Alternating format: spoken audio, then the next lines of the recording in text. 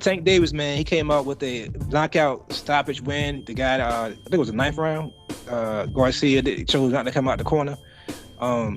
He said it was a punch that knocked out his vision. He didn't know where he was at. He lost vision in his right eye or something like that. He said, which was kind of crazy to me when you think about it, especially when you got hit at. You got hit on the side, like the top version of the head. So to get hit there and lose your vision, that's a pretty fucking hard punch, man. I'm being honest. But what was your grade Tank Davis' performance? And let the fans know what you told me this weekend about Tank Davis in his last few fights. I give him a B-. I think he did what he's supposed to do. I mean, he got him out of there. So you always got to give his fighters his credit. They can focus on the fight that he really wants, and that's with Ryan Garcia. As far as his performance, I thought, once again, lately I think Tank has been showing a lot of vulnerability, and we've been kind of making excuses for him. I always get on Tank about his opposition. I'm ready for him to step up and fight these bigger guys, but I'm gonna see what he do, because he pretty much saying anybody can get it now. So I'm gonna hold him to his word and see with Ryan Garcia, he's still gonna follow up with the Devin Haney, Shakur Stevensons, or whoever, the bigger guys in the division. But back to the point of the fight, I just feel like over his last 4 or 5 fights, he just has not looked good. His last fight, I think I was wild by Tank Davis, was probably the Piazza, is it what's his name? Piazza.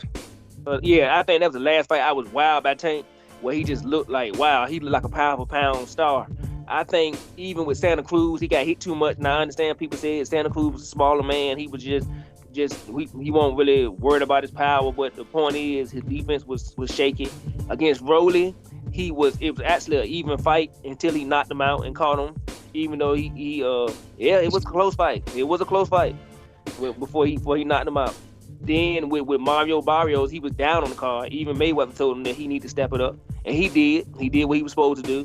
And then in this fight, I thought that even though I had Tank winning at the time of the stoppage, I thought that the guy had a couple rounds, and I thought it was a competitive fight. I didn't think it was no that Tank had in the bag. I thought that this fight was competitive at the moment, and that it was getting really interesting, because Tank was getting caught with a lot of those jabs to the body and getting caught with those overhand rights. And I didn't like his defense. To me, he just looked like he was distracted, like he went all the way in the ring to me. He got the punch to end it, but I just don't like what I'm seeing out of Tank lately. Overall, as far as him being prepared for who I know he has to fight. I think for him to beat the Shakur, especially Shakur Stevens of the world, Devin Haney, or those type fighters, he's gonna have to be A1 as far as his focus, as far as his game plan, as far as how he approached those fights. And I don't think he's been doing that lately. I'm hard on Tank Davis because I know what he could be. I don't think I got the best Tank Davis the last 3 or 4 fights. I think you're hard on Tank Davis because you're a Devin Haney fan, but that's I digress on that one. I say this. I disagree with everything you said. Only again, I keep throwing the film study thing out there. I look at Tank Davis the same way I look at any knockout puncher. I look at for what his style is. People say he struggled, but that's what his style is. His style is to land your punch. Same way Terrence Crawford. People consider Terrence Crawford a slow starter. Terrence Crawford, that's his style. His style is to dissect what you do, and then take it what he learned from what you do, and knock you out with his information that he got. Wolf Wilder does the same thing. Tank Davis does the same thing. Canelo Alvarez does to a certain degree. Canelo Alvarez probably perfected it out of most anybody in today's world in boxing. But as far as him, the whole Rolly thing, I think he dominated Rolly, in my opinion. I think that shot, he said it in the corner himself. He was having fun in the corner, talking shit to corner, Rolly's corner, everything. He knew Rolly was too strong.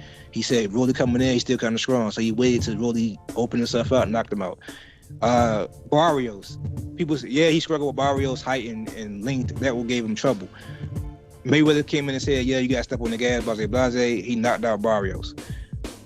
I just think that's what his game plan is. I don't see Tank struggling per se like you say he is, because he's losing rounds. To me, he's struggling as you getting your ass beat. You have yet to see Tank come in with anything less than a bruise on his eye. He's not getting hit clean the way people think he is. He's not getting bullied in the ring. He's not being outlanded by no stretch of the imagination. It's just competitive rounds that he's in. And by him being so quote unquote great, by him being a guy who people want to see him fight, the Shakur Stevenson and all those of the world, they take those competitive rounds and spin them off to whoever their favorite is. Like some Tank Davis fans will say, okay, he won those rounds easily, and then Tank Haters would say, "Oh, that was a close round. He lost that round." But for me, I see it for what it is. I see it for Tank Davis doing what he want to do in the ring, which is he dissecting the guy. He's fighting his own pace. He's not being rushed. He's not being hit clean. He's not being outboxed or outworked to any stretch of the imagination that would make him panic. He just pretty much waiting to get his shot off, and then that shot gonna come. He always find a way. Deontay Wilder said it best: "You got to be perfect for 12 rounds. I only got to be perfect for 2 seconds." If anybody has proved that recently, it's Tank Davis. You have to be perfect for 12 fucking rounds. I don't care if you Shakur Stevenson. I don't care if you Devin Haney.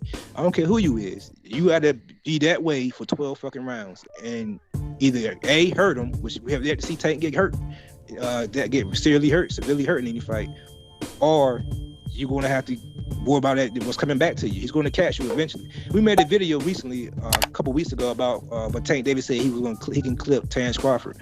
And you kind of disagree with me when I said it was possible. You said, no, you don't see it happen. Tank too small. But I made the Gamboa comparison. I'm saying that Tank has a style to where he's going to clip everybody he fight. I don't care who you is. He's going to clip you.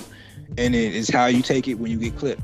So that's how I see it. I don't see him as, I see it different than you. I don't see him being overwhelmed or completely dominated in the fight and then had to pull a knockout win to win. That probably happened in the Barrios fight, but I have yet to see that happen in any other fight where he needed to knock out to quote unquote win the fight. I'm just gonna say this without getting too far into it because videos won't make it too long. Y'all remember to like, subscribe while you watching. As far as Ryan Garcia, I think he wins that fight. I think Ryan Garcia gonna have his moments too. You better be careful because Ryan Garcia can clip you, but I think Tank Davis gonna take care of business. I think he's gonna knock him out in a spectacular fashion. I believe he's gonna catch Ryan Garcia. The problem, I'm gonna say this out here right now. I think him and Devin Haney is a good fight. I understand the weaknesses of Devin Haney, what scares me with him and with Tank because of that power. And I seen Devin Haney, you know, wobbly legs and what it can do to him when he gets rocked, because he does get rocked sometimes. But I'm gonna say this now: Shakur Stevenson is gonna beat up Tank Davis. If they ever fight, Shakur Stevenson is gonna beat up Tank Davis. I don't think it's gonna even be a close fight. I'm talking about like 9-3. He's gonna beat up Tank Davis. I'm calling that. Remember, it's on. We recorded. We're gonna put it out there. We're gonna bring this video back up if they ever fight a couple years from now. But I'm telling you now, Shakur Stevenson is gonna beat up Tank Davis. And of course, I strongly disagree with that because I watched the film. I can break down any film that showed. All right, Tank. That's real quick. Whenever Shakur Stevenson fought that quote unquote puncher, he seems to struggle. He was also being called boring because he would throw less punches. Only time Shakur Stevenson wasn't called a boring fighter is when he was fighting somebody who had no pop. Am I wrong? Called a boring fighter when he fought somebody that had no pop.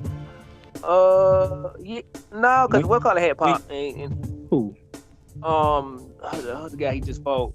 The guy he sparred all the time. The guy he was in camp. No, the fight before that. Gosh almighty, the guy he fought for 130 belt. Valdez. Yeah, Valdez had power. It was boring. It was a boring fight. Valdez doesn't have the change of life pop. Well, I mean, like when he fought the African guy, I forgot the guy's name, start with an A. When he fought that guy, people was all over him saying why he didn't push the gas, and he came out of the fight and said the guy was dangerous. The guy had a strong right hand. Whenever he fights somebody who has that type of punch, Shakur Stevenson will turn to a jabber. I'm be honest, it's not. If he does beat Tank, it won't be on no dominating performance. It won't be how he was when he just. No, I ain't say it's gonna be pretty. I ain't say it's gonna be exciting. I ain't say he's gonna beat him like God it beat. I say he's gonna win 9-3. He will get clipped. Shakur Stevenson will get clipped. What happens when he get clipped? What happens when he get clipped is what's going to determine the fight. I'm being honest. In that fight, I'm high on Shakur Stevenson. I think Shakur Stevenson at 135, in my opinion, he's 1A, 1B to him and Tank to me. I mean, to me, I know I'm probably in the minority with this, but to me, Devin Haney fought the right opponent. He fought one of the belts off of Kambosos. All three of those guys beat Kambosos, in my opinion. Shakur Stevenson probably beat him easier than Devin Haney did. And in my opinion, Tank Davis knocks out Kambosos. So to me, Kambosos, yeah, he had the belts. Even Lopez. To me, all three of those guys beat Lopez. To me, in my opinion, all three of those guys beat Lomachenko, especially at this stage. Yeah. But like I said, all of those guys will get clipped against Tank. And what happens when they get clipped, to me, is what's going to make that fight interesting. You got anything else you want to add to this topic? I think we covered it all. It was a great topic today. Most definitely. Well, with that being said, man, this is of course your favorite channel, man, CTB. This is Chin Tuck Boxing. I'm your boy Jay Slay. Say peace to him, man. All right, everybody, please remember to like, subscribe, hit the notification button, comment. You know why? Because we love boxing and you love boxing. But most of all, God, peace and love, and we out of here. Take care.